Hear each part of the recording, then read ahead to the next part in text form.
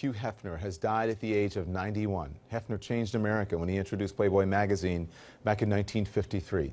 Stephanie Elam has more on life and times of an American icon. He was one of the original American Playboys, a magazine tycoon who helped spark a revolution, one that challenged the nation's views on sexuality. I have celebrated the romantic connection between the sexes, and that's part of what Playboy is all about. Hugh M. Hefner, who liked to be called Hef, was born in Chicago in 1926 and raised in what he said was a strict household by conservative Protestant parents. I felt there was something more to life than the world I saw around me. In 1953, with just $8,000, the aspiring publisher produced the very first issue of Playboy magazine on the kitchen table of his Chicago apartment. The cover featured a photo of Marilyn Monroe and sold more than 50,000 copies when it hit newsstands in December of 1953. Hefner now had the funds to finance another issue, and the Playboy empire was born. Well, I have never really thought of Playboy as a sex magazine. What I've tried to do is create a lifestyle magazine for men. Hefner divorced his wife Mildred Williams in 1959, and during the early days of the magazine's success, decided he would not only promote the fantasy he helped create, but he would live it as well.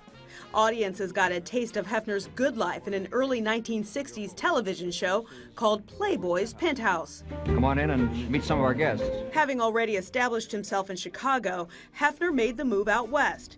In the early 1970s, when Playboy magazine was selling 7 million copies a month, he made his permanent home at the now famous Playboy Mansion in Los Angeles. In 1989, Hefner uttered the two words many thought he'd never say again when he married Playmate of the Year, Kimberly Conrad. I do. The couple had 2 children, but separated in 1998.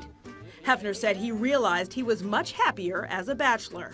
I am essentially a romantic, so I think my life revolves and always has revolves around women. Hefner continued to live out the Playboy fantasy even in his later years, often seen in his trademark silk pajamas, surrounded by busty blonde lingerie-clad women while hosting extravagant parties with celebrity guests. He even returned to television in 2005, this time sharing the small screen with 3 live-in girlfriends in the reality show The Girls Next Door. In the late 2000s, he began an on-again, off-again relationship with Playmate Crystal Harris, 60 years his junior. They tied the knot on New Year's Eve in 2012. Hefner sold his beloved Playboy mansion for $100 million in 2016, on the condition that he be allowed to live there for the rest of his life. Playboy and provocateur, Hugh Hefner wanted to make the world a happier, sexier place.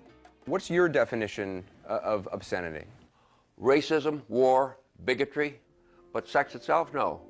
What a sad and cold world this would be if we weren't sexual beings. I mean, that's the heart of who we are. That is our breaking news. Playboy founder Hugh Hefner dead at the age of 91.